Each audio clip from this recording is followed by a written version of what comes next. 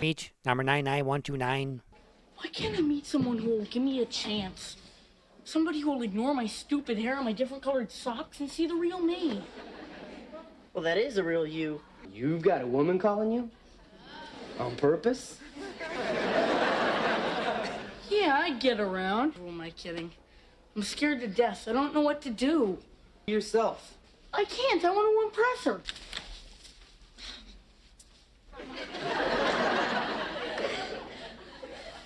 That's it?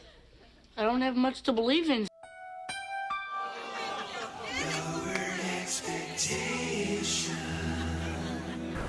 First off, I am befuddled as to the labyrinth of plots, misunderstandings, double bluffs, and a web of lies. All right, I'll compromise. After the previous episode of the Predator Chronicles, what better way to go out with a bang with a puking, bubbling wad of lava and paper mache like something so odd and grotesque you would see on chat roulette just before you hit that F5 key. Do you know how hard it is to get lava stains on your clothes? We are blinded with science as we open up to this week's upcoming Bayside Science Fair. Zack enters with the first of the Zack monologues, as he either must get an A or make vacation plans for summer school. Our arrangements. You do the work, I take the breaks. Well, aren't you going to do any work at all, Zack? Well, no.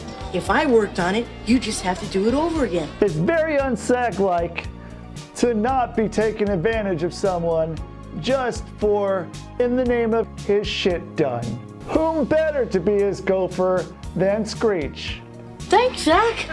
Apparently, they are working on a giant circuit board with blinking lights and revolving antenna that has its way over canaries. What's it do? What's it do, Screech? Well, right now, all it does is make my canary fly into the wall. That's when I responded with, cheep, cheep, cheep, cheep, cheep, cheep, cheep. However, Screech can't keep his mind on the job, but rather on Lisa. When he sees a real man and not a Charlie Brown, he slumps out of the max. I don't understand. Why don't girls like me? Well, I have some theories. You gotta love these storylines, which encourages stalkerish behavior, who don't believe in the existence of the friend zone and feel they are owed much more for their niceness. I guess I caught her at a bad time. Ladies' man Zack comes to the rescue in an attempt to coach Screech on the art of being cool, to break him out of his dateless slump by feeding him mindless, pointless pickup lines to land a gal on his own. What you need is a great opening line, something to grab her attention. How about hello? If you say hello, you'll hear goodbye. Sorry, Zack.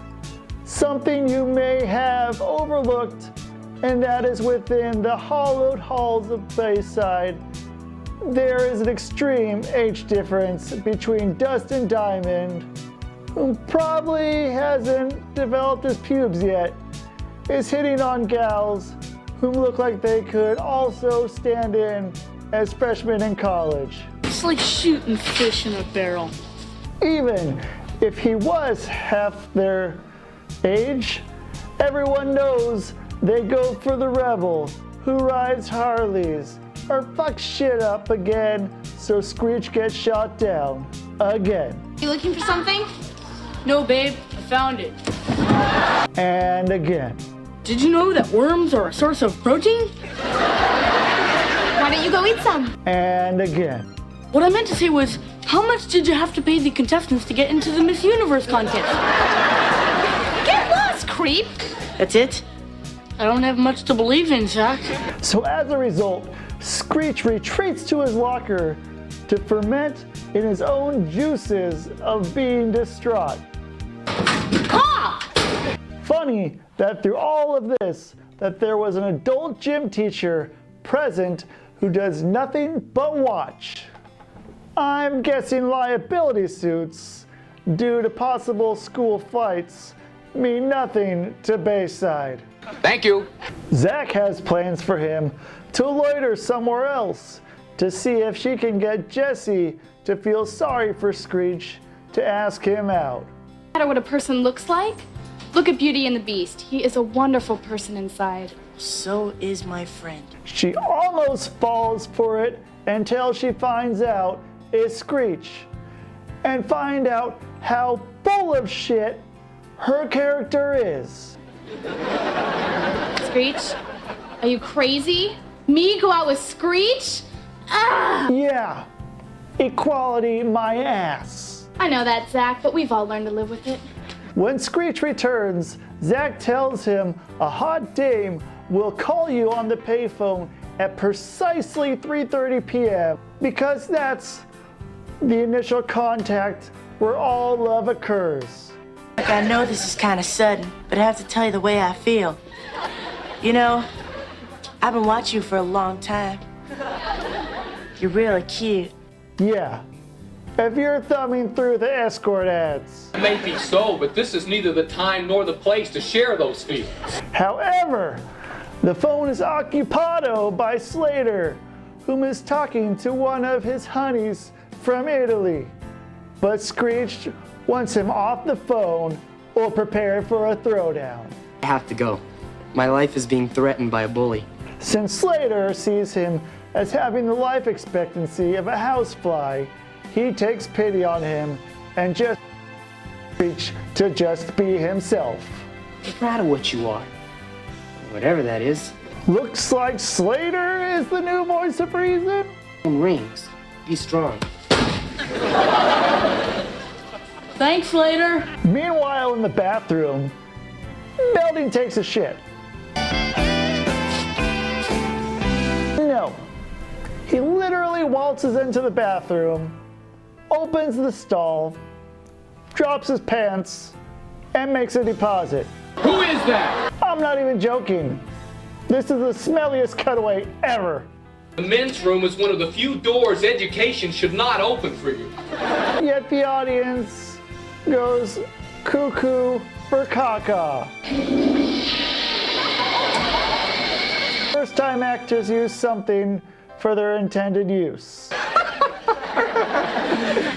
There's a really good explanation for this, and I wish I could find it. Back on the payphone, Screech's mystery lover calls him, and things are going great until one of those obscure plots that only Saved by the Bell can BS their way out of.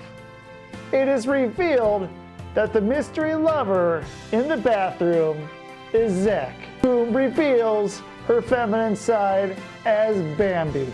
While this is going on, Belding, still making TP out of his bunghole, assumes Bambi is out there for him for one of those truck stop force fuck encounters.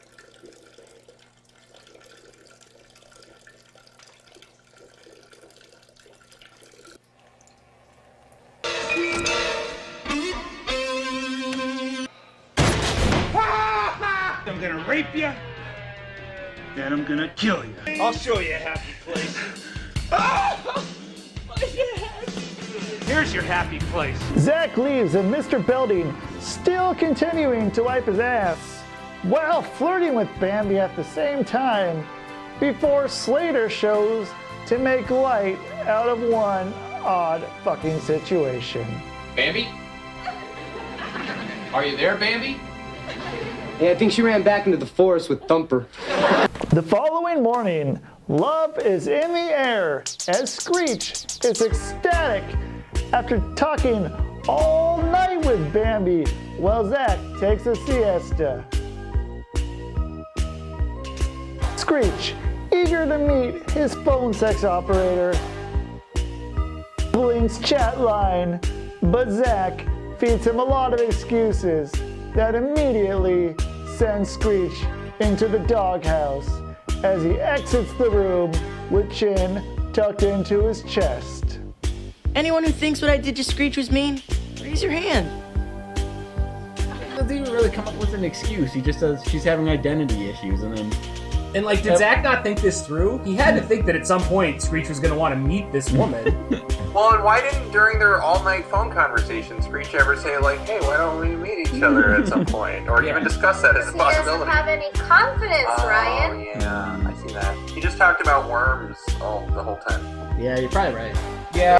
A random extra of no importance rushes in to say, "Everybody, come quick! You gotta see this!" Rather than look at Mr. Belding's droppings, they find to see Screech handcuffed to his locker, confessing his undying love for Bambi. He refuses to leave or do any more of Zack's dirty work until he meets Bambi. Can't eat, can't sleep, I can't do science projects. I'm not leaving this locker till I meet Bambi, Zack. I feel bad about this, but he'll get over it. He was like, I feel this new, strange emotion that I've never experienced before. What is this human emotion? Which Bambi can't even see him. He doesn't know where Bambi is. Now, I guess maybe this is as good a time as any to say that so far, like at least Lisa, Jesse, Mr. Belding, this entire room of people who've come to see Screech, and Screech himself have now all heard of this Bambi, yet nobody knows who she is. No one even questions, like, I've never met a Bambi at this high school before, I don't know. Mr. Belding seems to know every single student in his school, except this Bambi girl who he doesn't even question exists.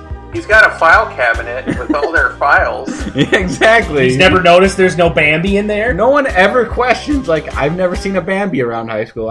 We went to a big high school, and I guarantee you, if there was someone in our high school named Bambi, we would have known about it. Mr. Belding and a nameless laborer are able to jerry-rig the locker into his office while Kelly enters to put her books in her locker next to Screech's.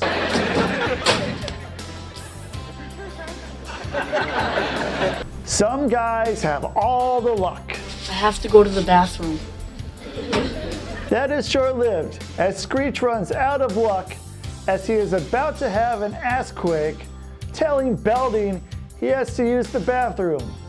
As Belding goes to his desk, I'm 100% sure he is reaching for a wastebasket and toilet paper so Screech can do his dirty deeds but instead phones a secretary whom is suffering from amnesia. Jenny, get maintenance up here right now, code blue. Who is this?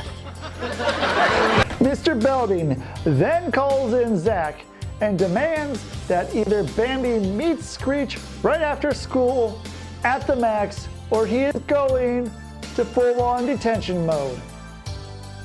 This is one of the few times that Belding oversteps his bounds, and they sort of acknowledge it. You're right. Yeah. But also, why isn't he just like, Screech, you are in trouble? Just lock yourself to a lot. Why does Zack have to resolve this? Why aren't the parents involved at all? Yeah, where are the parents?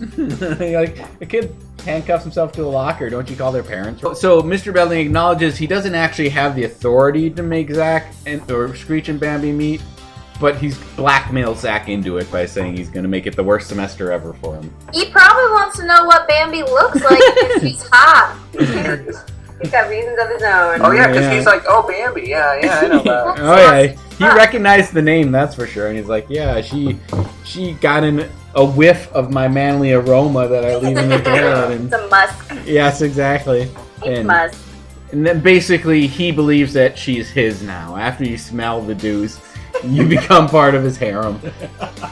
Zack goes to Jesse's to ask for full assistance into drag mode, while Lisa also comes over to help him play dress up at this point and laugh. Ha. You think this is fun for me? You think I want to dress up like a girl? Well, this is repulsive, disgusting, revolting.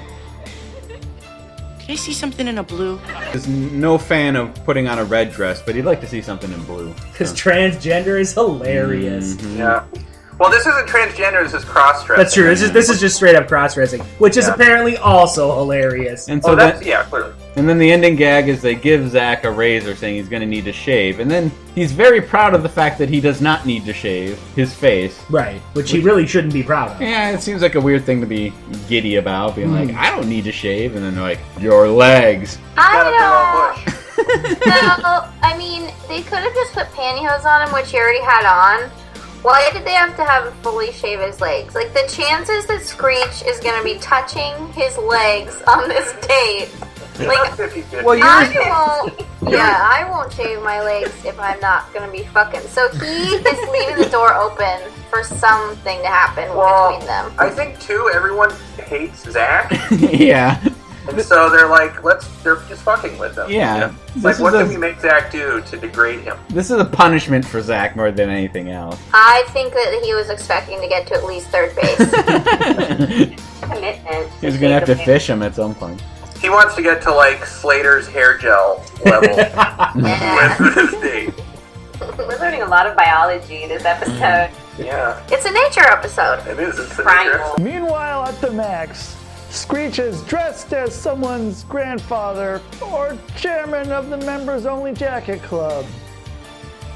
Then whom would saunter on in but Zack in full drag with a lady's wig, dressed oddly like a 40-year-old lawyer whom should have a glass of wine in one hand, a cigarette in the other, sitting at some bar, grossing over how she sacrificed her career over her kids.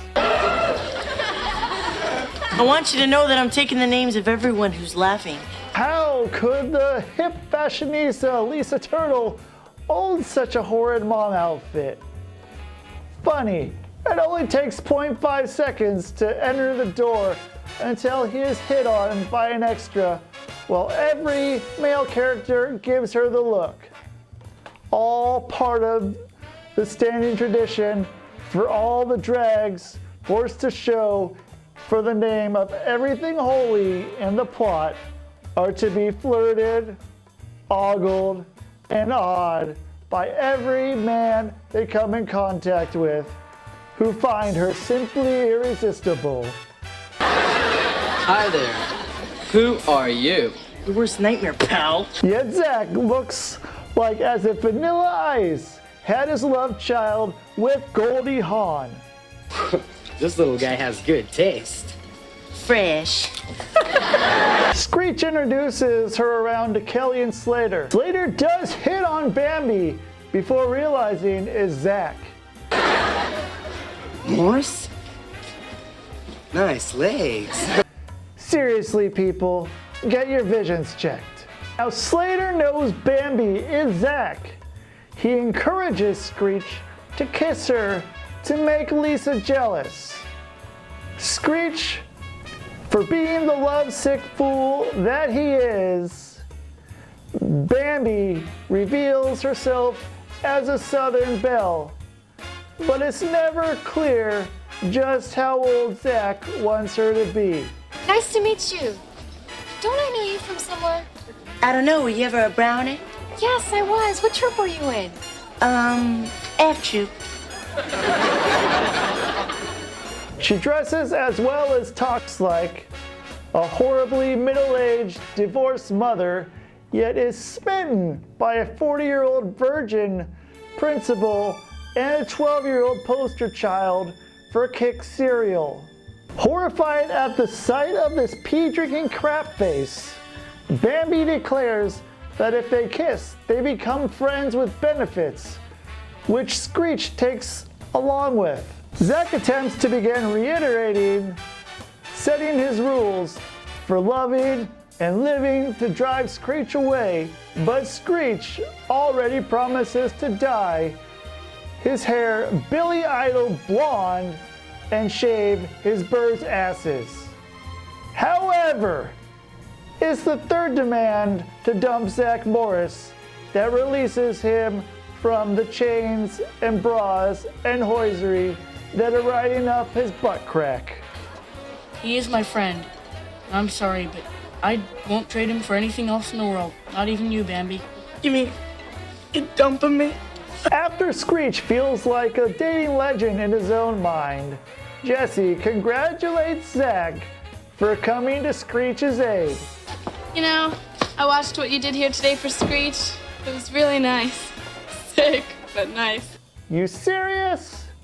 He just lied to him, trampled on his feelings, all the while dressing in drag as a ruse. Ma, it's a lot brighter here than I thought it'd be. Good, then everyone will see you. Dream come true. I don't call that sweet.